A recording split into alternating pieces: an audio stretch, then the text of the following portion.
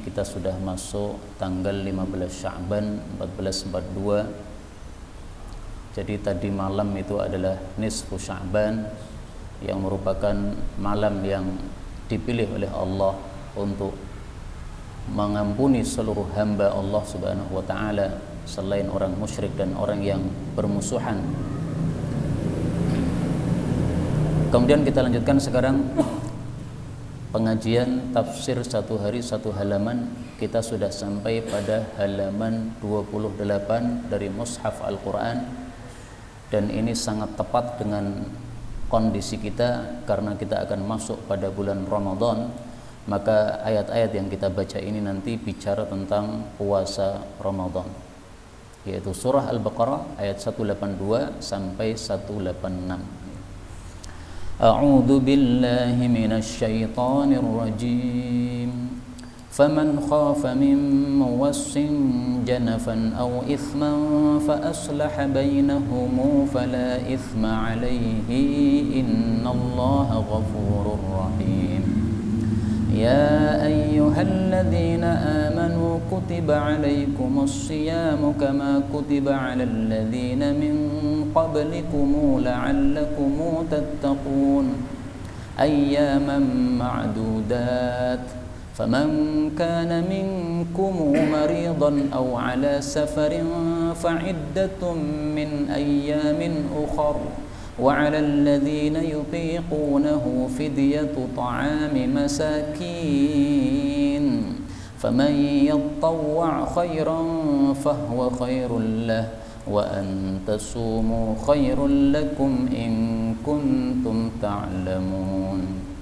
Syahru Ramadan alladhi unzila fihi al-Quranu hudan lin-nasi wa bayyinatin minal hudi wal furqan faman shahida minkum ash-shahra falyasum ومن كان مريضا أو على سفر فعدة من أيام أخر يريد الله بكم اليسر ولا يريد بكم العسر ولتكملوا العدة ولتكبروا الله على ما هداكم ولعلكم تشكرون.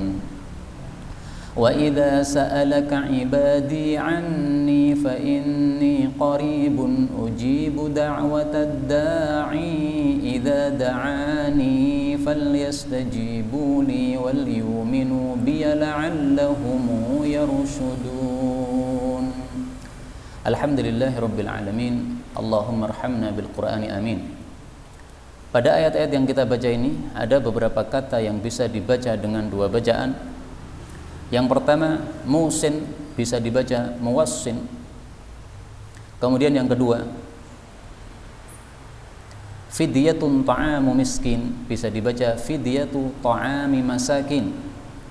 Kemudian tatawwa'a bisa dibaca yatawwa'. Fahuwa bisa dibaca fahwa, haknya disukun. Al-Quran bisa dibaca dengan bacaan naql menjadi Al-Quran. Jadi harokat alif dipindah pada harokat ra menjadi Quran. Ini qiraah Ibnu Katsir. Kemudian al-yusra bisa dibaca al-yusur, sebagaimana al-usra dibaca al-usur. Ini qiraah Abu Ja'far. Kemudian walitukmilu, walitukmilu, ini dua bacaan, semuanya adalah mutawatir dari Sayyidina Rasulullah sallallahu alaihi wasallam. Juga pada ayat terakhir ad-da'i atau ad-da'i, boleh panjang boleh pendek. Da'an atau da'ani, boleh panjang boleh pendek. Wal yu'minu bi atau biya, ya, seperti lakum dinukum waliyadin atau walidin, ya, dua bacaan semuanya sahih. Adapun tafsirnya secara ringkas, Allah mengatakan pada surah Al-Baqarah ayat 182. Ini masih bicara tentang wasiat dari orang yang akan meninggal dunia. Allah mengatakan faman khafa, barang siapa yang khawatir, min muwassin, dari orang yang berwasiat itu, janafan, akan penyimpangan atau kesalahan, au ithman, atau dosa, fa aslaha bainahum, lalu dia itu memperbaiki antara mereka, fala ithma alaih, maka tidak ada dosa atas dia. Innallaha, sesungguhnya Allah itu ghafurun, maha pengampun, rahimun, maha penyayang. Ayat ini kaitannya dengan ayat sebelumnya, ya. Yaitu pada ayat sebelumnya Allah mengatakan faman baddalah, tidak boleh mengubah wasiat dari orang yang mati. Jadi saya mati mewasiatkan sesuatu, wasiat ini tidak boleh diubah-ubah, tidak boleh diganti-ganti, tidak boleh dikorupsi, dikurangi. Itu namanya berbuat maksiat namanya. Tapi ada pengecualian. Kecuali kalau wasiat yang saya sampaikan sebelum saya mati adalah wasiatnya salah, wasiatnya menyimpang, wasiatnya berdosa. Nah, maka ini wasiatnya diubah, tidak apa-apa.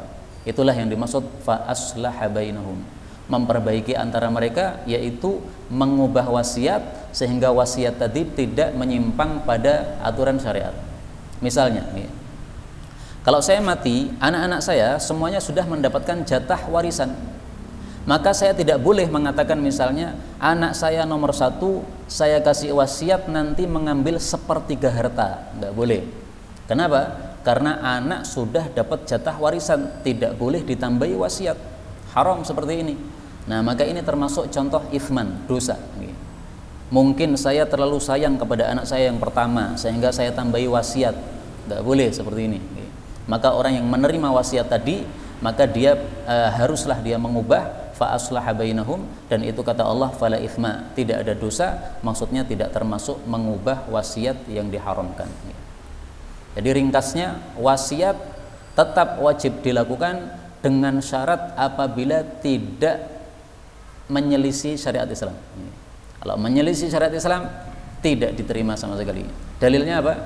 Rasulullah sallallahu alaihi wasallam bersabda, la ta'ata li ahadin, tidak boleh taat kepada siapapun juga fi maksiatillah, apabila isinya maksiat kepada Allah Subhanahu wa taala.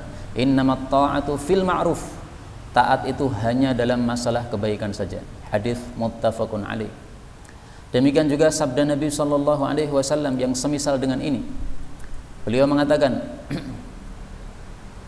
kita carikan dari kitab Bulughul Maram min Adillatil Ahkam.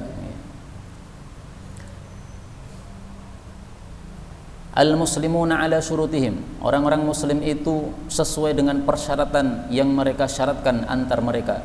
Illa syartan harrama halalan, kecuali kalau persyaratan itu mengharamkan sesuatu yang halal, maka tidak boleh diterapkan. Wa ahalla haraman, atau persyaratan yang menghalalkan sesuatu yang haram, tidak boleh diterapkan. Jadi misalnya, boleh kamu bekerja di toko saya, tetapi kamu harus lepas jilbab. Nah, ini persyaratan menyelisih syariat. Ini berarti ahalla haraman, menghalalkan yang haram. Wanita haram membuka jilbabnya di depan orang umum atau di depan selain suaminya. Lah ini mau bekerja di toko ini disyaratkan harus lepas jilbab. Nah, ini persyaratan yang batil, tidak boleh diterima, tidak boleh diterapkan. Bahkan kita harus menolaknya. Ini hadis riwayat Al-Imam At-Tirmidzi, derajatnya sahih. Tapi kemudian setelah itu Allah Subhanahu wa taala bicara masalah lain, yaitu masalah puasa. Nah, ini mulai ayat puasa. Ayat 183 surat Al-Baqarah. Karena itu kalau bisa panjenengan berusaha menghafalkan ayat-ayat ini.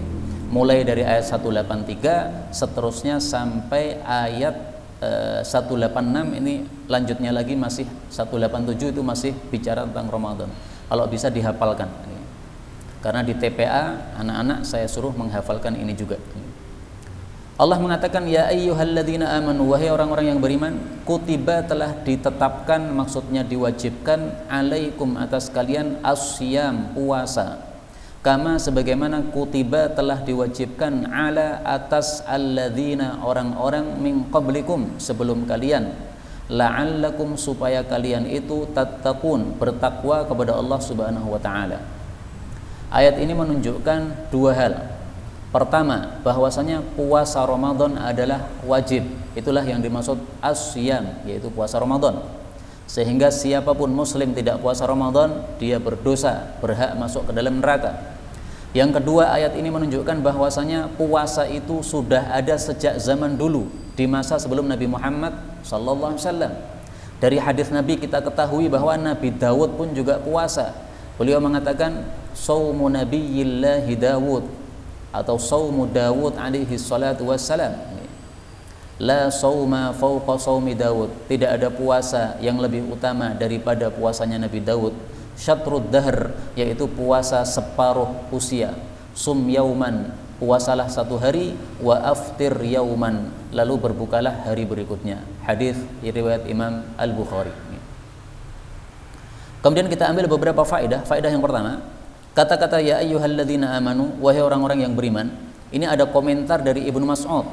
Ibnu Mas'ud mengatakan, idza sami'tallah yaqul, kalau engkau mendengar Allah mengatakan ya ayyuhalladzina amanu fa'ar'iha sam'ak, maka pasanglah kuping. Kuping suruh masang. Kenapa? Suruh serius. Kenapa? Fa innama huwa khairun ya'muruka bih. Karena setelah ya ayyuhalladzina amanu pasti ada kebaikan besar yang Allah akan perintahkan. Au syarrun naha anhu, atau ada keburukan besar yang Allah akan melarangnya. Nah, maka ini perkara penting. Ini hadis sahih riwayat Ibnu Abi Hatim. Nah, ternyata benar Allah mengatakan kutiba alaikumus syiyam, diwajibkan puasa. Puasa ini bukan perkara sepele, ini perkara besar, kebaikan besar. Dari mana taunya? Dari sabda Nabi sallallahu alaihi wasallam. Beliau mengatakan, "Alaika bis-shaum", selalulah berpuasa, fa innahu la mithla lahu, karena puasa itu tidak ada tandingannya. Hadis riwayat Imam Nasai sahih. Nah, maka puasa perkara yang besar, bukan perkara yang sepele. Faedah berikutnya, Allah mengatakan kutiba. Kutiba maksudnya diwajibkan. Arti asalnya kutiba itu ditulis, dicatat. Kenapa diungkapkan dengan kata-kata ditulis sementara yang dimaksud adalah diwajibkan? Karena semua yang diwajibkan oleh Allah itu sudah tertulis dalam Al-Lauhul Mahfuz, dalam catatannya Allah Subhanahu wa taala.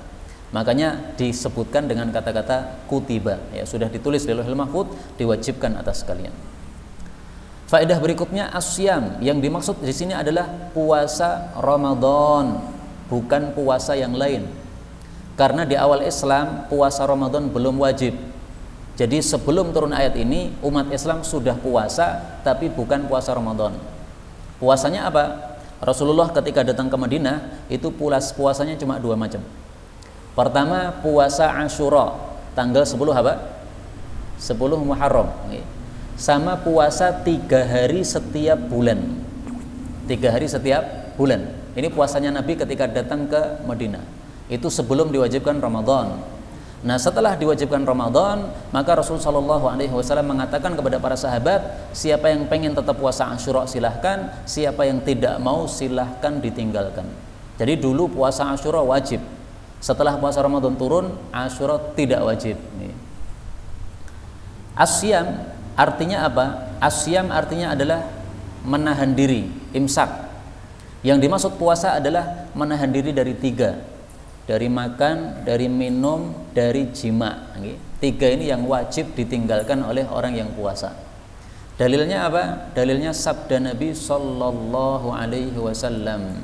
Beliau mengatakan tentang orang yang puasa, bahwasanya orang puasa itu yatruku ta'amahu, meninggalkan makanannya, wa syarabahu, minumannya, wa syahwatahu, syahwatnya, yaitu mani, yaitu jima dan sebagainya, min ajli, dari sebab saya, asyamuli, puasa itu khusus untuk saya, wa ana ajzi bihi, dan saya langsung membalasnya, wal hasanatu bi asyri amsalihha, dan satu kebaikan itu dibalas 10 kali lipat.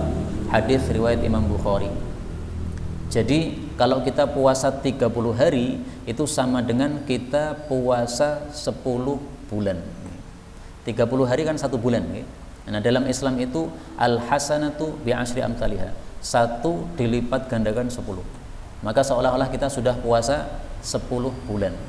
Karena itu orang Islam disuruh setelah Ramadan selesai puasa nambah berapa? 6 hari. 6 hari ini sama dengan 2 bulan.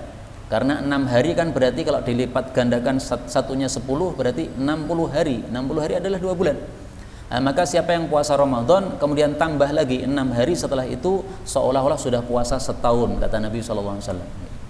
Seolah-olah puasa setahun maksudnya pahalanya sudah pahala puasa setahun, sehingga habis itu nggak puasa lagi nggak apa-apa. Tapi tambahan tadi 6 juga tidak wajib, tidak dilakukan juga tidak ada masalah, okay? Tapi lebih bagusnya kalau kita menambah dengan puasa sunnah. Jadi di sini yang wajib ditinggalkan apa? 1 makan, 2 minum, 3 syahwat. Karena itu jangan mengikuti pendapat sahabat Nabi yang namanya Abu Talhah. Abu Talhah kalau turun hujan pada bulan Ramadan siang-siang dia sambil hujan-hujan sambil minum air hujan, Pak. Nah, ngeten, okay? Ketika dia ditegur, Anda itu puasa, maka dia mengatakan ini bukan minuman ini barokah ini. Karena Allah mengatakan ma'am mubarakah, air langit itu air berkah. Ini saya tidak makan makanan, saya makan barokah. Jadi batal puasa tidak terjadi, tidak batal puasa saya. Nah, ini pendapat Abu Talhah menyelisih seluruh sahabat, jangan diikuti. Jadi kita itu bukan mengikuti para sahabat, mengikuti Rasulullah sallallahu alaihi wasallam. Sementara di sini Nabi mengatakan meninggalkan makanan dan minuman, air hujan termasuk minuman, syarab. Kemudian meninggalkan syahwat. Maksudnya meninggalkan maninya, tidak boleh mengeluarkan mani. Karena itu para ulama jumhur berpendapat siapa mengeluarkan maninya dengan sengaja puasanya batal. Misalnya apa? Masturbasi, dibahas oleh para ahli fikih. Masturbasi itu mengeluarkan mani dengan sengaja, batal nggak puasanya?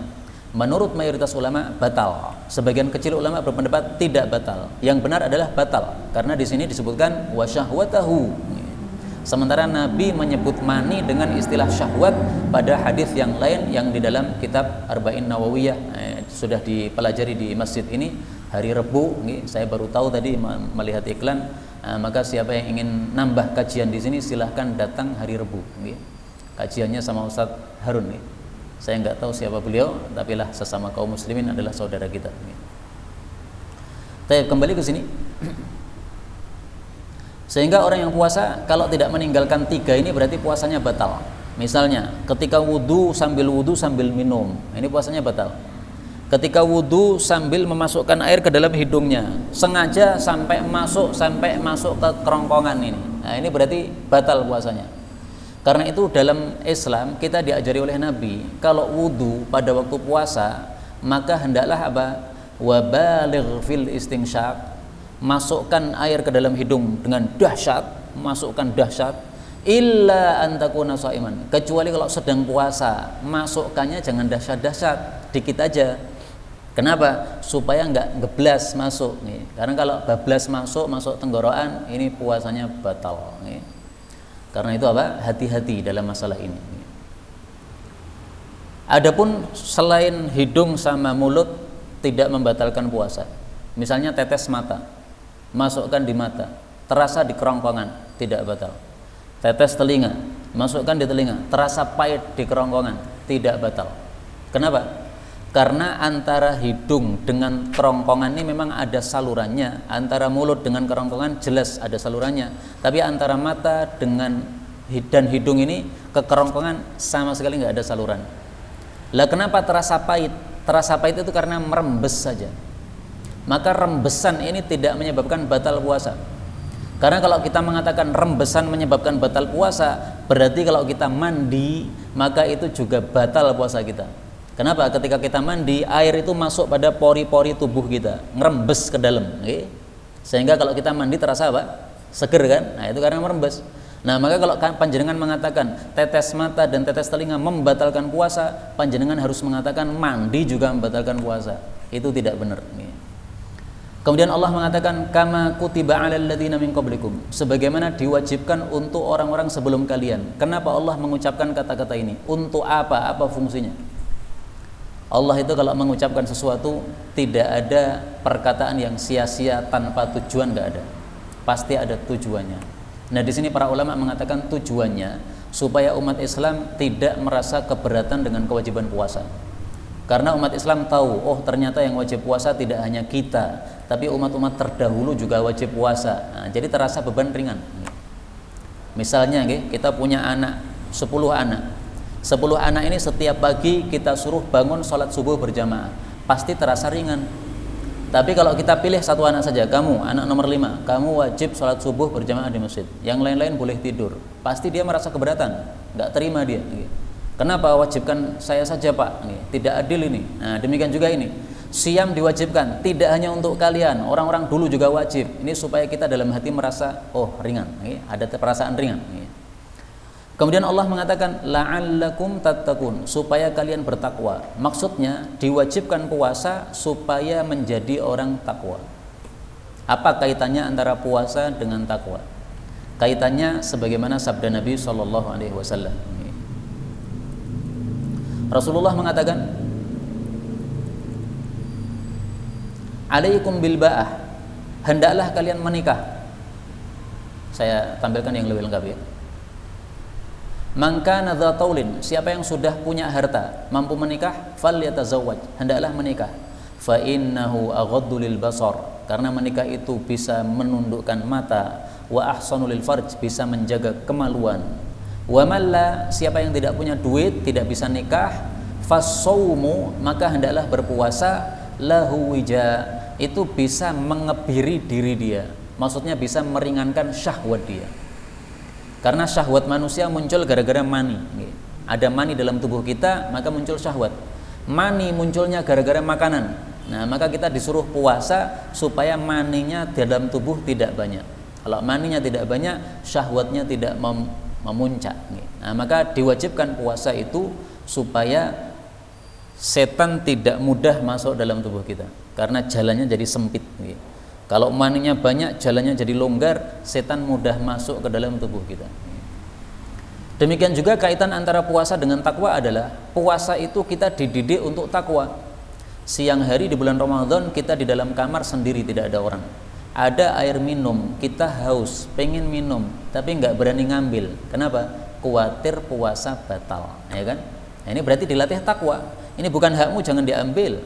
Nah, nanti kalau sudah terlatih begitu, nanti berada di masjid melihat dompet tercecer, dilihat isinya uang 1 juta, nggak bakal berani ngambil. Kenapa? Ini bukan hak saya. Ketika siang Ramadan tidak berani ngambil air minum karena bukan hak dia, tidak boleh minum siang hari, maka tidak berani ngambil dompet karena bukan hak dia. Sama. Itu kaitannya antara puasa dengan takwa. Maka tujuan asal puasa atau hikmah yang paling inti dari puasa adalah supaya takwa.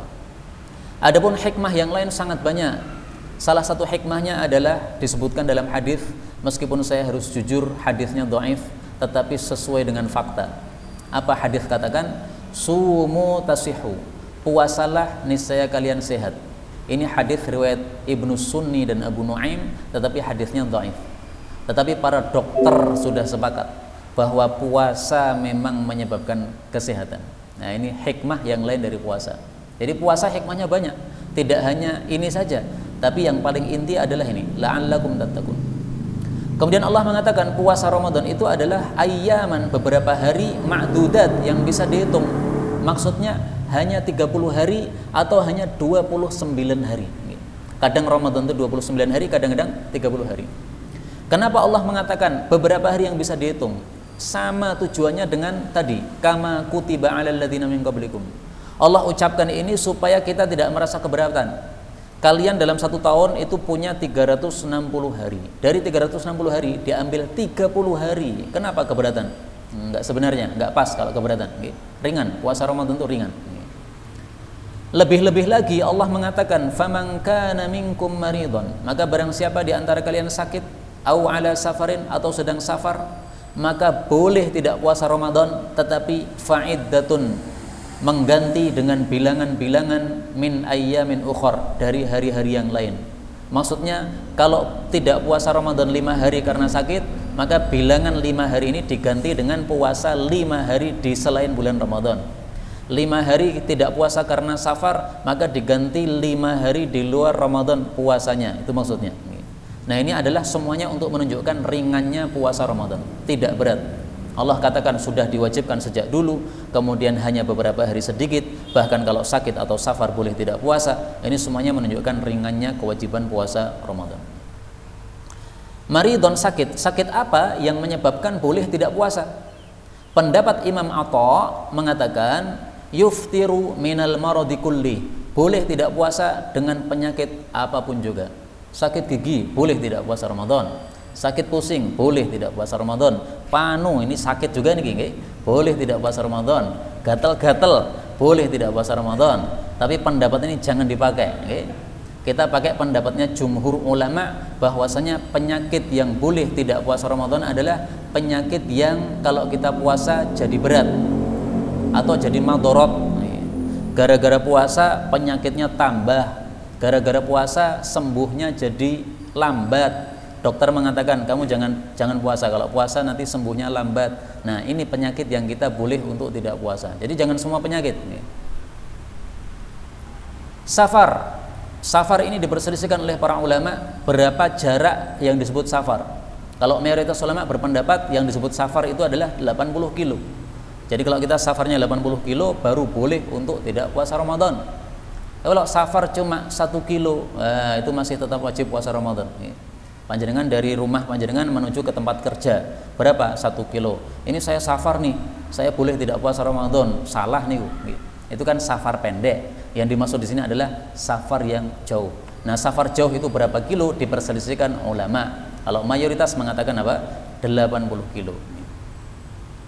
Allah mengatakan fa'iddatu min ayyamin ukhar, diganti di hari-hari yang lain. Kata-kata hari-hari yang lain menunjukkan bahwa menggantinya itu tidak harus berturut-turut. Sebagian ulama berpendapat mengganti wajib berturut-turut. Kenapa? Kamu tidak puasa 5 hari kan berturut-turut, maka menggantinya juga harus berturut-turut sebagaimana kamu dulu tidak puasanya berturut-turut. Karena ada kaidah mereka katakan al-qadha yahkil ada. Namanya qadha itu harus sesuai dengan apa yang diqadhanya. Yang diqadhanya berturut-turut berarti menggantinya berturut-turut. Ini sebagian kecil ulama. Tetapi pendapat mayoritas ulama mengatakan tidak wajib berturut-turut. Kenapa? Karena di sini Allah hanya mengatakan ayyamin ukhar, hari-hari yang lain. Allah tidak mengatakan berturut-turut. Maka dari mana kata-kata berturut-turut? Enggak wajib berturut-turut. Apalagi di akhir ayat nanti pada ayat setelahnya Allah mengatakan Allah menghendaki kemudahan. Kalau harus berturut-turut ini tidak kemudahan seperti ini. Nah, maka ini pendapat tidak tepat. Wallahu a'lam bissawab. Kemudian Allah mengatakan wa'ala dan atas alladzina orang-orang yang yutiqunahu keberatan puasa itu boleh fidyatun membayar fidyah yaitu ta'ami masakin memberi makan kepada orang-orang miskin. Ibnu Abbas mengatakan maksud ayat ini adalah orang tua renta. Jadi orang tua renta tidak mampu puasa Ramadan kecuali dengan sangat keberatan. Nah, maka dia boleh untuk tidak puasa tetapi membayar fidyah. Fidyahnya berapa? Ta'amu miskin, memberi makan kepada orang miskin. Tidak disebutkan oleh Allah berapa makanan yang diberikan kepada orang miskin. Tapi mayoritas ulama mengatakan makanannya adalah berupa 1 mud beras. Ada lagi yang mengatakan 2 mud beras. 1 mud, 2 mud berapa sih? 1 mud itu 6 ons. 2 mud itu 2 kali lipatnya, berarti 12 ons beras. Boleh juga bukan beras, tetapi makanan jadi, makanan siap saji, 1 bungkus nasi padang, enggak apa-apa. Karena Anas bin Malik telah memberikan makan ketika dia sudah tua renta 2 tahun sebelum wafatnya, kulla yaumin miskinan. Setiap hari tidak puasa dia memberikan makan kepada orang miskin berupa apa? Khubzan walahman, roti sama daging. Nah, ini untuk Indonesia jangan diterapkan. Beliau Anas memberikan roti sama daging itu karena makanannya orang Arab, roti sama daging. Nah, sekarang kalau kita kasih orang Indonesia roti sama daging cek luwe, masih lapar dia, belum kenyang. Maka kasihlah nasi sama daging atau nasi sama telur atau nasi sama ayam, terserah. Pokoknya 1 bungkus makanan yang mengenyangkan perut. Sehingga kalau nasi kucing nggak cukup mas ya, nasi kucing nggak bikin kenyang. 30 hari nggak puasa, beli nasi kucing 30 bagikan orang-orang miskin ya, cik luwe kabeh, tidak mencukupi begini. Maka saya senangnya ngasih contoh itu nasi padang, biasanya kan gendut ngoten nggih. Nah, marem mangane nggih. Allah mengatakan famay yatawwa, barang siapa yang sukarela khairan berbuat baik, fahuwa khairul lah, maka itu lebih baik untuk dia. Maksudnya 1 hari tidak puasa wajibnya memberikan 1 mud tadi, 6 ons tadi. Tapi kalau dia tambah lebih baik. 1 hari nggak puasa diganti 1 karung beras, isinya 25 kilo, nggak apa-apa, bagus. Ya, mungkin dia orang kaya raya kan. Nah, maka 1 hari tidak puasa dia ganti 1 karung beras berikan kepada orang miskin. Bagus. Wa antasumu, dan bahwasanya kalian puasa khairul lakum, itu lebih baik bagi kalian, in kuntum ta'lamun, jika kalian itu mengetahui. Kalimat ini seolah-olah menunjukkan boleh tidak puasa, ya kan? Kalian puasa lebih baik bagi kalian. Berarti kan tidak puasa juga nggak apa-apa, tapi lebih baik puasa, seolah-olah kan gitu kan? Nah, perhatikan, okay? Ayat ini berkaitan dengan awal-awal Islam. Di awal-awal Islam, umat Islam setelah diwajibkan puasa Ramadan, itu wajibnya belum begitu wajib. Boleh milih, okay? Kamu pilih puasa Ramadan boleh, pilih bayar fidyah juga boleh, bebas, terserah. Meskipun kita mampu, okay? Tapi Allah katakan, wa antasumu khairul lakum. Tapi kalau pilih puasa lebih baik daripada pilih bayar fidyah. Okay? Bisa dipahami? Jadi ini di awal Islam. Karena itu menurut Ibnu Umar, wa 'alal ladzina yutiqunahu, terjemahnya bukan seperti yang saya terjemahkan tadi, tapi wa 'ala, dan bagi orang yang yutiqunahu, mampu puasa Ramadan, fidyatu ta'ami masakin, boleh bayar fidyah, boleh juga puasa. Kalau diterjemahkan seperti ini, seperti terjemahan Ibnu Umar, maka ini maksudnya adalah di awal Islam dulu. Jadi jangan kita pakai terjemahan Ibnu Umar untuk kita sekarang, saya mampu puasa, saya boleh bayar fidyah sesuai tafsiran Ibnu Umar. Salah panjenengan. Karena Ibnu Umar ini menafsirkan untuk kondisi di awal Islam. Adapun kalau menafsirkannya untuk kondisi kita, tafsirkan dengan tafsiran Ibnu Abbas. Wa 'alal ladzina yutiqunahu, bagi orang yang keberatan puasa Ramadan karena tua renta. Kita lanjutkan. Allah mengatakan syahrul Ramadan, bulan Ramadan, alladzi, yang unzila, telah diturunkan, fihi, di dalamnya, Al-Qur'an, Al-Qur'an. Hudan, sebagai petunjuk, linnas, bagi seluruh manusia, wa bayyinatin, dan penjelasan-penjelasan, minal huda, dari petunjuk tersebut, wal furqani, dan pemisah. Di sini Allah memuji dua hal. Pertama, memuji bulan Ramadan, kedua, memuji Al-Qur'an. Apa isinya pujian Allah kepada Ramadan? Yaitu unzila fihi Al-Qur'an. Ramadan dipilih oleh Allah sebagai bulan untuk diturunkannya Al-Qur'an. Nah, maka ini berarti bulan yang mulia. Pujian yang kedua, Allah memuji Al-Qur'an, bahwa Qur'an itu adalah petunjuk bagi seluruh manusia. Jadi Allah turunkan Qur'an bukan hanya untuk umat Islam. Allah turunkan Qur'an untuk seluruh manusia. Yahudi, Nasrani, Hindu, Buddha, semuanya suruh pakai Qur'an kalau mau selamat dari neraka. Tapi sayangnya yang mau mengambil manfaat dari Qur'an hanya orang-orang bertakwa. Sehingga pada surat Al-Baqarah Allah mengatakan hudal lil muttaqin, ya. Jadi itu tidak bertentangan dengan ayat ini. Kalau dikatakan hudal linnas, itu tujuan asal diturunkannya Quran. Kalau disebutkan hudal lil muttaqin, itu hanya yang orang-orang bertakwa yang mengambil manfaat darinya. Para ulama berselisih pendapat, bolehkah mengatakan Ramadan tanpa bulan, atau harus syahru Ramadan, bulan Ramadan. Mayoritas ulama berpendapat boleh mengatakan Ramadan, boleh mengatakan bulan Ramadan. Imam Mujahid menyelisih mayoritas ulama, dia mengatakan tidak boleh mengatakan Ramadan, harus ada syahru, bulan Ramadan. Kenapa? Allah mengatakan dalam Quran syahru Ramadan. Yang benar adalah pendapat mayoritas ulama. Kenapa? Karena Rasul sallallahu alaihi wasallam bersabda, "Man shoma Ramadana." Beliau tidak mengatakan bulan Ramadan. La taqaddamu Ramadana. Nah, berarti mengatakan Ramadan enggak ada masalah, okay? Yang dimaksud unzila fihil Quran, Quran diturunkan, itu diturunkan dari Lauhul Mahfuz menuju ke Baitul Izzah. Baitul Izzah adalah Ka'bah bagi para malaikat di langit yang pertama. Kalau di bumi ada Ka'bah, yaitu di Mekah. Dari Mekah, dari Ka'bah ini kalau kita naik lurus loh, okay? Jangan menggok-menggok. Maka nanti kita akan nabrak Baitul Izzah yang ada di langit. Nah, maka Baitul Izzah itu sejajar dengan Ka'bah. Bedanya kalau Ka'bah ini untuk manusia, Baitul Izzah ini untuk malaikat. Sama, malaikat kumpul di sini untuk ibadah, sama dengan Ka'bah. Nah, dari Lauhul Mahfuz diambil Al-Qur'an, diturunkan ke Baitul Izzah, itulah yang dimaksud unzila fihil Qur'an. Adapun dari Baitul Izzah diturunkan ke bumi kepada Nabi Muhammad SAW, itu tidak harus di bulan Ramadan. Tapi kalau dari Lauhul Mahfuz ke Baitul Izzah tadi di bulan Ramadan, diturunkan langsung 30 juz. Dari Baitul Izzah ke Nabi itu diturunkan sedikit demi sedikit. Karena itu hadis ini mengingatkan kita, ayat ini mengingatkan kita kepada hadis Nabi SAW Beliau mengatakan unzilat suhuf Ibrahim awwala lailah min syahri Ramadan. Diturunkan suhufnya, kitabnya Nabi Ibrahim di awal Ramadan. Taurat 6 Ramadan, Injil 13 Ramadan, Zabur 18 Ramadan, Quran 24 Ramadan. Hadis riwayat Tabarani, derajatnya hasan. Kita lanjutkan.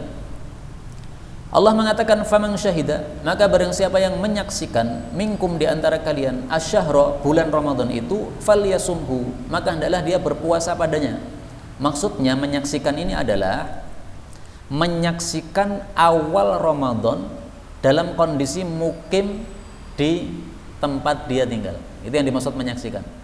Jadi yang wajib puasa Ramadan adalah siapa? Orang yang menyaksikan awal Ramadan, mengetahui awal Ramadan, dan dia dalam kondisi mukim. Adapun kalau dia dalam kondisi safar, tengah-tengah safar dia mendapatkan informasi ini adalah tanggal 1 Ramadan, dia tidak wajib puasa. Karena Allah mengatakan, "Wa man kana maridun", barang siapa yang sakit, au ala safar, atau sedang safar, fa'iddatum min ayamin ukhar, maka mengganti bilangan di hari-hari yang lain. Kenapa ayat ini diulang lagi? Tadi kan sudah ada kan? Kenapa diulang lagi? Saya ulangi penjelasan saya tadi. Allah tidak mungkin mengucapkan sesuatu dengan sia-sia tanpa tujuan, nggak mungkin. Nah, maka kenapa di sini kok diulangi lagi? Karena di sini Allah ingin menjelaskan kenapa sih dua orang ini kok dimudahkan. Orang sakit, orang safar, kenapa dia boleh tidak puasa Ramadan? Apa alasannya? Apa hikmahnya? Nah, di sini Allah ingin jelaskan. Makanya Allah mengatakan, yuridullahu, Allah menghendaki, bikum terhadap kalian, al-yusur, kemudahan, wala yuridu, dan Allah tidak menghendaki, bikum terhadap kalian, al-usur, kesulitan. Karena itu ringkasnya, orang yang sedang safar, lebih afdal apa dia? Lebih afdal puasa atau lebih afdal dia berbuka? Menurut Imam Syafi'i lebih afdal tetap puasa. Menurut pendapat yang lain lebih afdal berbuka, karena itu mengambil rukhsah dari Allah Subhanahu wa taala. Menurut pendapat yang lain sama saja, tidak ada yang lebih afdal. Mau puasa mau tidak sepodo wae kabeh. Pendapat yang paling bagus pendapat keempat, bahwasanya paling afdal adalah yang paling gampang. Kalau paling gampang berbuka, maka berarti berbuka lebih afdal. Paling gampang adalah tetap berpuasa, berarti tetap berpuasa paling afdal. Karena Allah mengatakan yuridullahu bikumul yusra wa la yuridu bikumul usra, dan inilah pendapat yang dipilih oleh Asy-Syaikh Al-Utsaimin rahimahullahu taala. Kemudian Allah mengatakan walitukammilul iddah, dan supaya kalian menyempurnakan bilangan puasa Ramadan, bisa 29 hari, bisa 30 hari. Walitukabbirullah, dan supaya kalian takbir kepada Allah ala ma hadakum, atas hidayah yang diberikan kepada kalian, wala'allakum, dan supaya kalian itu tashkurun, bersyukur kepada Allah Subhanahu wa taala. Dari ayat ini banyak para ulama mengambil kesimpulan bahwa takbiran Idul Fitri mulainya adalah malam hari Idul Fitri. Jadi misalnya ini hari Senin kita puasa Ramadan terakhir, okay? Besok hari Selasa itu Idul Fitri. Nah, maka kita mulai takbiran malam Selasa. Ba'da maghrib pada hari Seninnya, ba'da maghrib sudah mulai takbiran. Kenapa? Di sini Allah mengatakan walitukammilul iddah, kalian menyempurnakan puasa Ramadan, walitukabbirullah, kalian takbir. Berarti takbirnya setelah selesai puasa. Puasa kan selesainya kan maghrib kan? Maghrib kita kan sudah berbuka kan? Nah, berarti sudah mulai takbiran. Karena itu saya mengikuti pendapat madhab Syafi'i dalam hal ini. Madhab Syafi'i mengatakan takbiran untuk Idul Fitri mulainya malam Ramadan. Apa? Malam Idul Fitri. Silahkan takbiran, nggak ada masalah. Berbeda dengan madhab Maliki. Madhab Maliki mengatakan nggak ada takbiran malam hari raya. Adanya adalah nanti setelah subuh, kalau kita keluar dari rumah menuju ke lapangan, itulah waktu untuk takbiran. Mulainya di situ. Ini pendapat Imam Malik yang dipilih oleh guru saya Ustaz Mudzakir hafizahullah, dan itu sesuai dengan hadis Rasulullah sallallahu alaihi wasallam. Dalam hadis disebutkan kana adalah nabi yakhruju fil idain, keluar pada 2 hari raya, rafi'an sautahu, mengeraskan suaranya, bitahlili wat takbir, dengan bacaan tahlil dan takbir. Hadis riwayat Baihaqi dalam Syu'abul Iman, derajatnya hasan. Jadi mulainya takbiran ketika keluar dari rumah. Ya silahkan aja, nggak ada masalah. Tapi inilah pendapat Imam Syafi'i, takbiran dimulai malam hari raya berdasarkan ayat ini. Kemudian Bapak Ibu rahimani wa rahimakumullah, ikhwani wa akhwati fillah rahimani wa rahimakumullah, Perhatikan ayat 186. Ini ayat yang paling unik. Kenapa saya katakan paling unik? Karena sejak tadi ayat 185 dan sebelum-sebelumnya itu bicara tentang Ramadan. Ayat 186 tiba-tiba bicara tentang doa, nanti 187 bicara lagi tentang puasa Ramadan. Jadi ini di tengah-tengah ayat Ramadan tiba-tiba ada ayat sendiri yang bicara tentang doa. Tiba-tiba Allah mengatakan, wa idza, dan apabila sa'alaka, bertanya padamu ibadi, hamba-hambaku, anni, tentang aku, fa inni qarib, maka sesungguhnya aku ini maha dekat. Maksudnya dekat bagaimana? Ujibu, aku mengijabai da'watad da'i, doanya orang yang berdoa, idza da'ani, apabila dia berdoa kepada saya. Falyastajibuli, hendaklah dia mengijabai saya, maksudnya mentaati saya. Wal yu'minu bi, dan hendaklah dia beriman kepada saya. La'allahum yarsyudun, supaya mereka mendapatkan petunjuk. Kenapa di tengah-tengah ayat Ramadan Allah bicara tentang doa? Ini isyarat bahwasanya Ramadan adalah bulan doa. Karena itu pada bulan Ramadan perbanyaklah apa? Berdoa. Mari kita lihat sabda Nabi sallallahu alaihi wasallam yang ini disahihkan oleh sebagian ulama, sebagian mendhaifkan, sebagian mensahihkan. Thalathun haqqun 'ala Allah, ada 3 orang yang Allah pasti la yarudda lahum da'wah, tidak akan menolak doanya. As-shaim, orang yang puasa, selama masih puasa doanya mustajab, hatta yuftir, sampai dia berbuka. Wal mudhlum, dan juga orang yang dizalimi, doanya mustajab, hatta yantasir, sampai balas. Kalau sudah balas doanya udah biasa. Karena itu banyak para ulama yang dizalimi diam, tidak mau membalas. Kenapa? Dia pilih kondisinya kondisi doanya mustajab. Wal musafir hatta yarji, musafir sampai pulang, selama masih safar doanya masih mustajab. Ini hadis riwayat Bazzar, disahihkan oleh sebagian ulama. Ada hadis yang lain.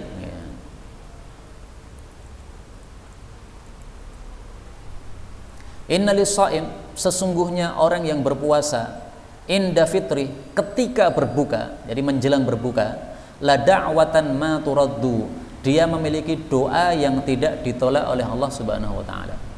Ini hadis diriwayatkan Ibnu Majah, disahihkan oleh Imam Hakim, didhaifkan oleh Al-Albani. Saya mengikuti pendapat yang mensahihkan. Imam Hakim mensahihkan, demikian juga guru kami dari Mesir, Syekh Mustafa Al-Adawi, mensahihkan hadis ini. Maka beliau berpendapat orang puasa itu menjelang buka puasa, maka itu bagus untuk diisi dengan doa. Kenapa? Karena perawi hadis ini Abdullah bin Amr, ini kalau menjelang buka puasa dia kumpulkan keluarganya, kumpul-kumpul. Sebelum hidangan disantap, mendengar adzan maghrib sekitar 5 menit mungkin, kumpul keluarga, kemudian dia berdoa, diaminkan oleh anak sama istrinya. Ini perbuatan siapa? Sahabat Nabi Abdullah bin Amr. Hadisnya disahihkan oleh guru kami Syekh Mustafa Al-Adawi rahimahullah. Karena itu silahkan menjelang buka puasa panjenengan perbanyak doa kepada Allah Subhanahu wa taala. Karena di sini ada da'watan madrat, ada satu doa yang tidak ditolak oleh Allah Subhanahu wa taala.